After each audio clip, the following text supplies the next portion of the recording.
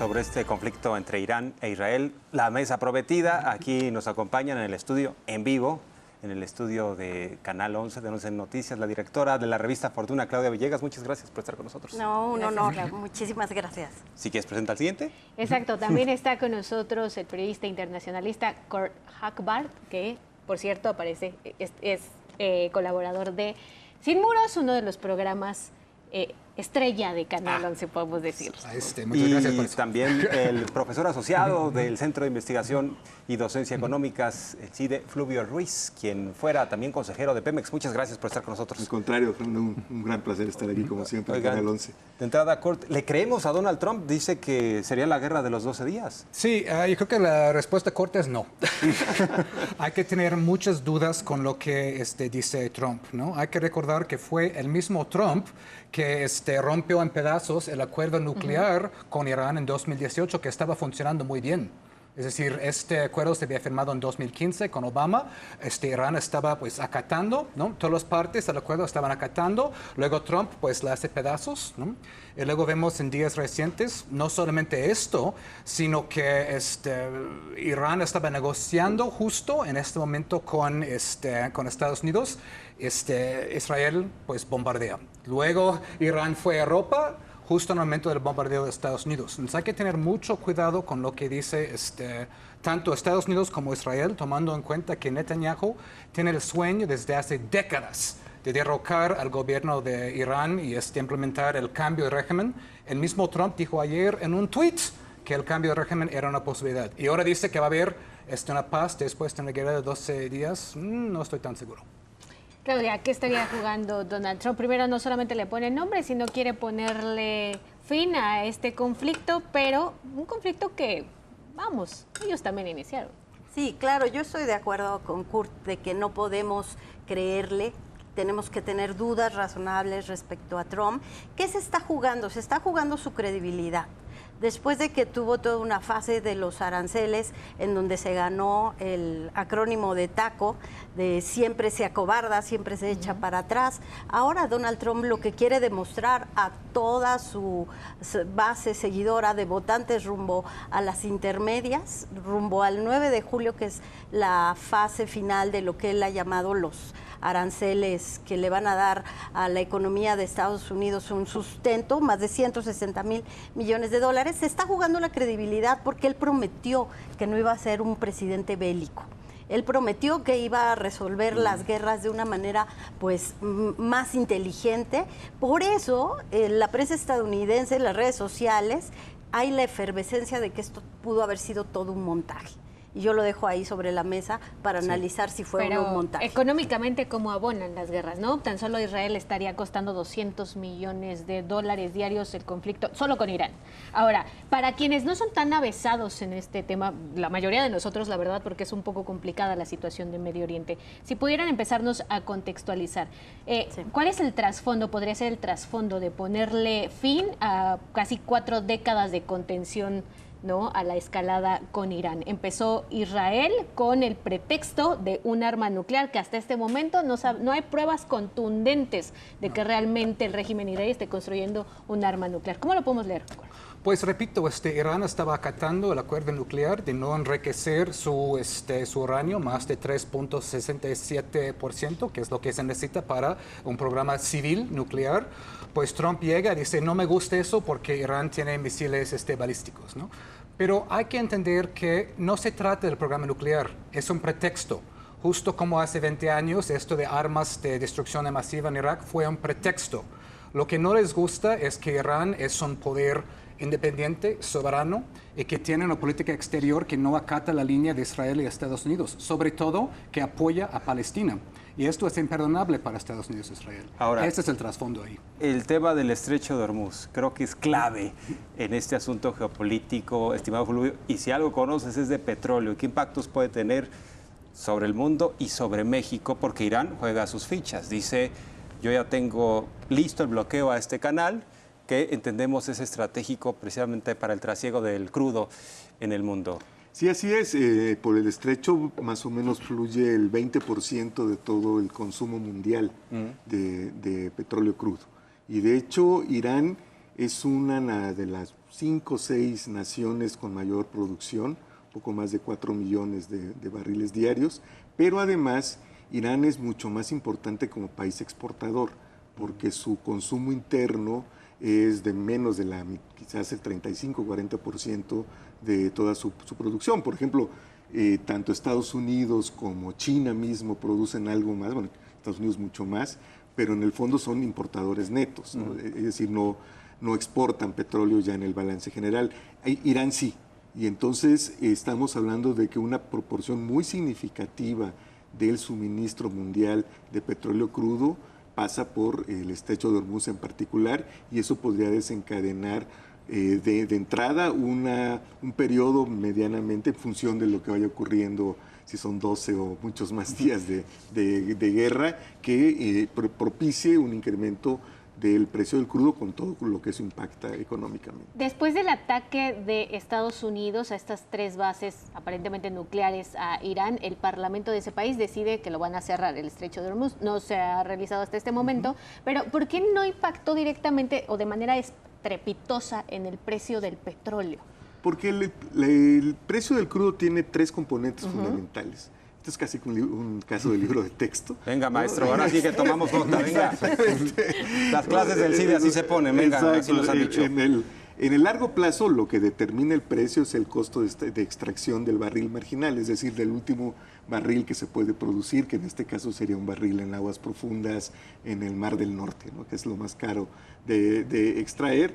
En el corto plazo son desajustes de oferta y demanda, y este es un caso clásico de lo que puede impactar en el mediano plazo, ¿no? Porque es un fenómeno que puede durar 12 días, puede durar un múltiplo de 12, más o menor, y entonces se vuelve una suerte de piso, ¿no? Es una componente que ya está fija. Por ejemplo, imaginemos simplemente más allá del costo de producción y de la escasez, lo que implica en incremento de los fletes, por ejemplo, el tener que garantizar la seguridad de los barcos petroleros que van a transportar el crudo, también ya coloca una componente fija. Si bien este impacto no se notó después de un incremento de 4%. Estamos hablando ya de que estamos en otro escalón.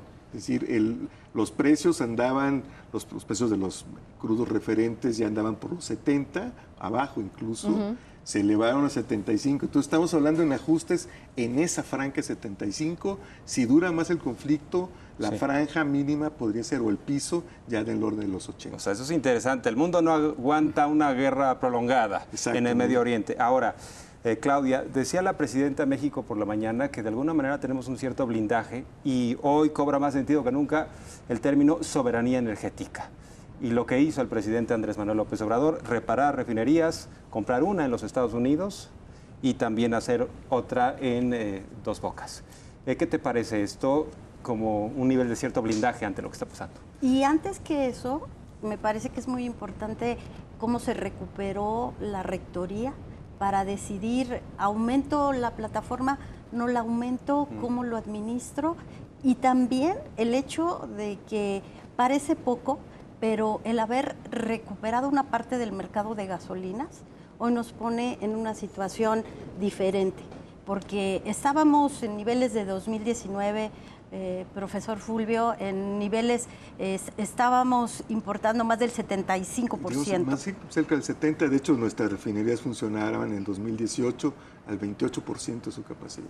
Y ahora estamos importando solamente el 63%. El 50% incluso ya, porque Dos Bocas ha empezado a producir significativamente cerca de 70,000 barriles de gasolina. Y que esto permite, ¿no?, poner un precio, no tope, pero digamos un acuerdo, ¿no?, con las porque gasolinas. Si bien no estamos exportando lo que podríamos, estamos importando menos y comenzamos a tener control.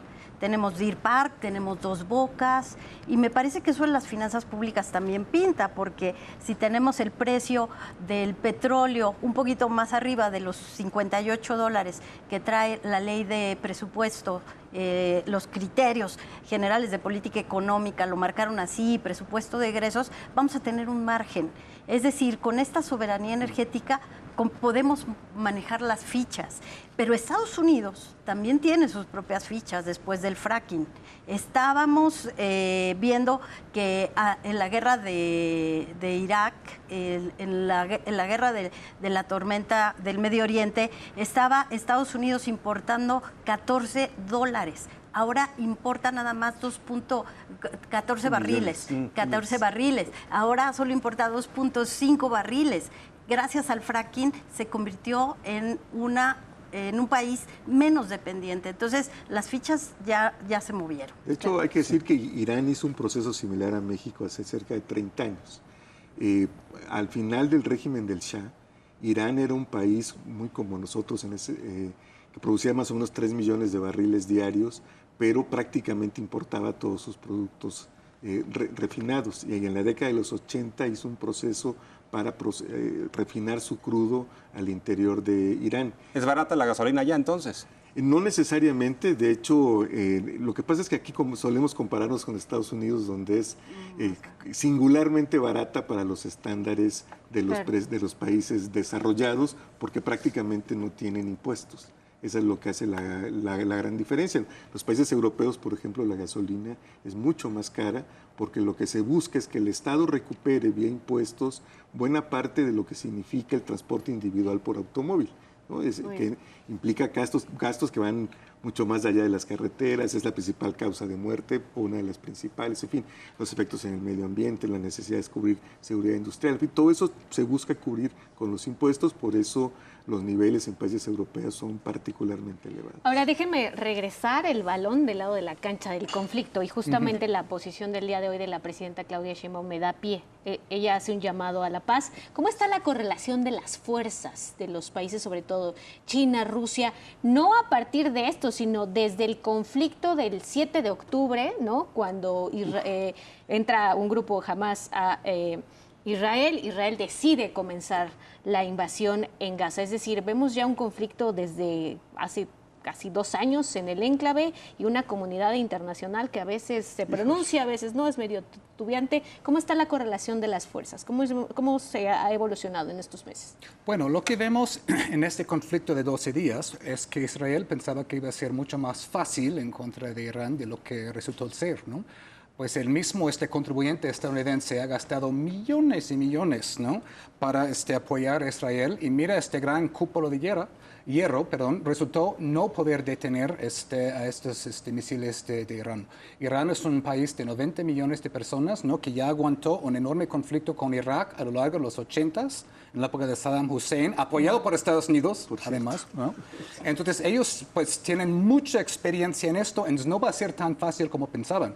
Si Trump y Netanyahu están buscando la paz ahora es porque no les está yendo bien. De hecho, Israel, pues lo que hace Irán es que cuando manda sus misiles, manda muchos drones para agotar los interceptores de Israel y luego los misiles más fuertes, los balísticos, pues llegan, ¿no?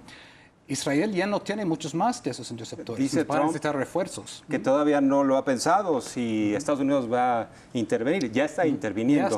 Y luego se avienta una declaración que es temeraria porque señala que sería mejor un cambio de régimen en Irán, con todo lo que Que implica. es muy curioso porque los funcionarios de Trump se están pasando todo el día, de ayer, de anteayer, de sábado, diciendo que no es guerra.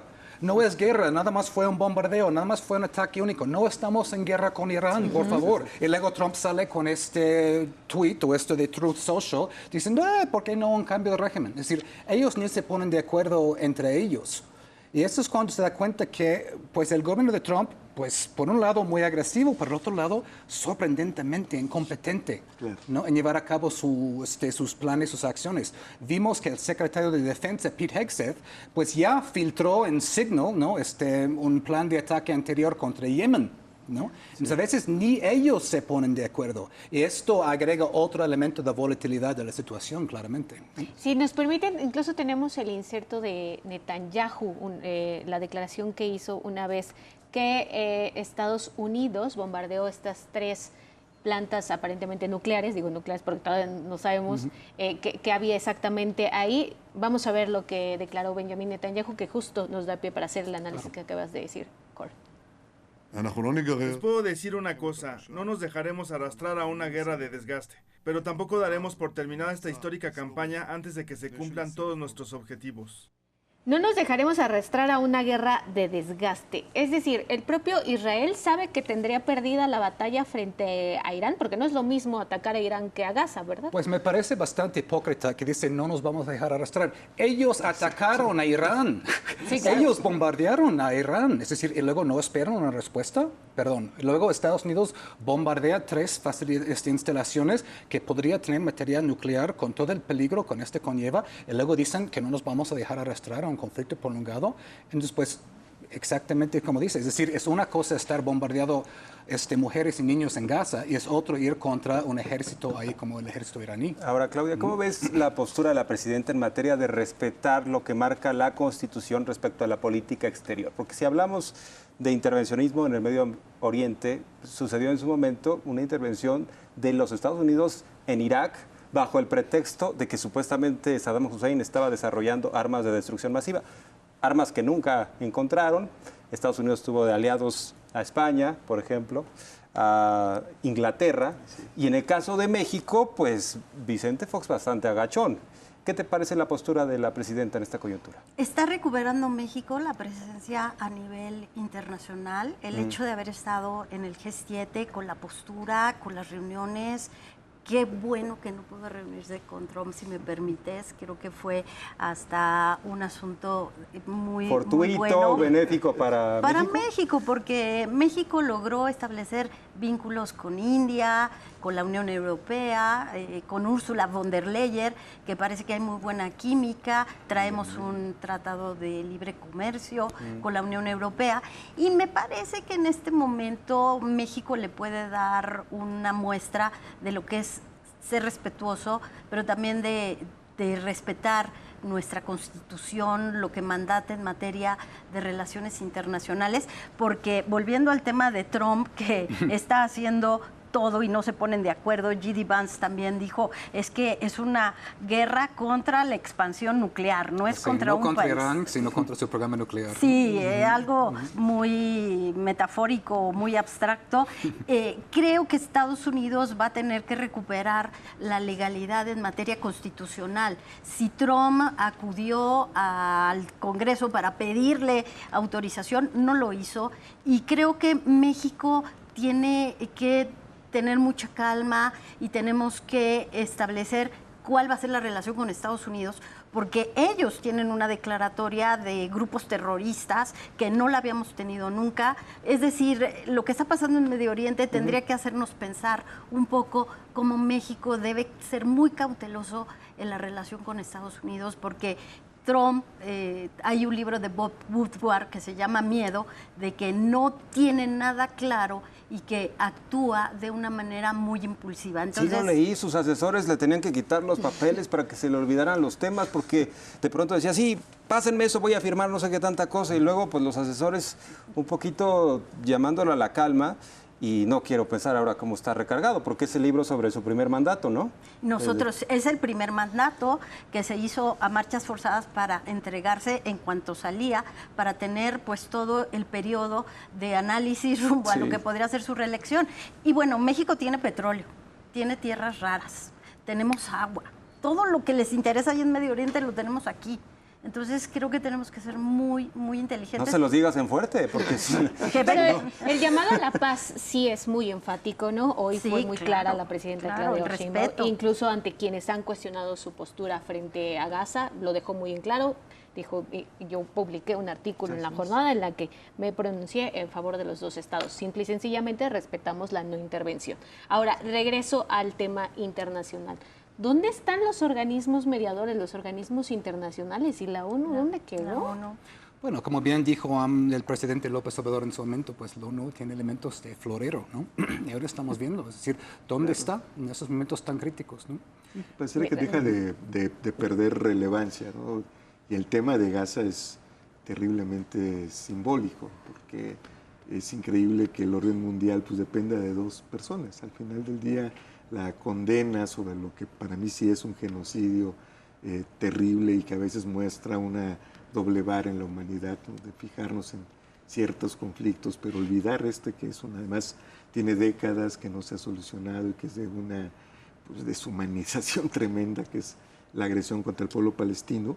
Sin embargo, las reglas que tiene la ONU lo hace inoperante frente a algo que es pues tan evidente como la masacre del pueblo palestino. Y recordemos Maestro. también, Sí. que Israel también pues tiene ocupado parte de Siria, tiene ocupado parte del Líbano. No es solamente Gaza, no es solamente Irán. Es Son decir, 7 frentes. 7 frentes. ¿no? Y Es decir, bien respaldado impunemente, por ¿no? los Estados Unidos. Maestro Fluvio, ¿habrá quien te vea en la calle y diga, a ver, usted es experto en petróleo, dígame, ¿nos va a subir el precio de la gasolina? ¿Me preocupo? ¿En estos momentos no me preocupo? ¿Cuándo me preocuparía?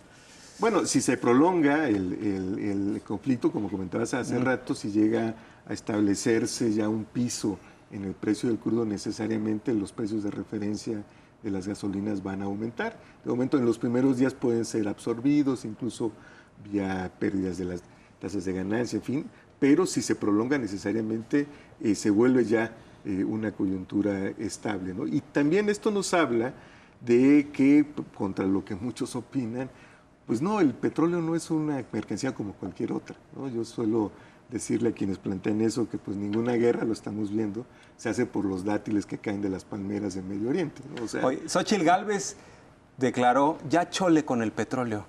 sí, bueno, eso es increíble, o sea, vamos todos, la ropa, todo lo que tenemos aquí, creo que esa parte hace falta comunicarlo más, sobre todo en la petroquímica, que va a ser el gran nicho del petróleo, pues la vida cotidiana depende del petróleo. Los propios coches eléctricos serían impensables, no tendrían llantas, ni volantes, ni pintura si no hubiera petroquímica, ¿no? El petróleo sigue siendo y seguirá siendo un recurso muy importante para la humanidad y lo vemos en estas situaciones de crisis. Vamos concluyendo, si no Sí, porque me tenemos un equivoco. par de minutos, Tenemos ¿verdad? un par de minutos. Detener a Netanyahu, a Donald Trump, a ambos, ¿qué nos espera? ¿Qué podemos esperar de esta escalada en Medio Oriente, Cort? Pues tiene que haber una respuesta muy contundente de la comunidad mundial y si no va a venir de la ONU, las otras instituciones tienen que ver en otros lugares. Yo creo que vemos Estados Unidos y la hipocresía del norte global en cuanto a todo su discurso de liberalismo, derecho internacional queda vacío ante estas agresiones, esos genocidios, ¿no? Por eso hace falta una respuesta de actores como México, la 12ª economía del mundo y otros actores del sur global, porque pues está agotado el sistema internacional post-Segunda Guerra Mundial, hace falta algo nuevo. Claudia, vimos ataques a bases iraníes que estaban evacuadas, a bases estadounidenses que sabemos hoy estaban evacuadas, es decir, son ataques preventivos, veremos escalada en los siguientes días, ¿cómo lo ves? Bueno, yo lo tomaría con una pizca de sal, todos estas imágenes que nos mostraron, estos elementos. Yo sigo pensando que la narrativa de Donald Trump no nos cuenta todo, no nos dice todo. Hay muchas hipótesis que dicen que pudo haber sido pactado previamente, que pudo haber sido negociado para que el régimen iraní pues comenzara de alguna manera a desescalar la tensión nuclear.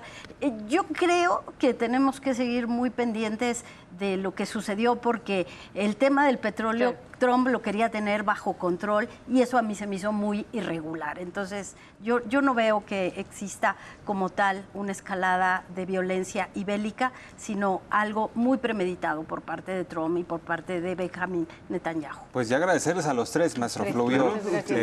Dijeron lo fundamental, además aprendimos mucho, gozamos mucho la mesa. Muchas gracias. Muchas gracias. A ustedes por Al estar con contrario, nosotros. gracias. Pues nosotros ya nos vamos, hemos llegado al final de este espacio, nos vemos mañana, Jorge. Yaney, muy buenas noches. Gracias a todos ustedes por la confianza.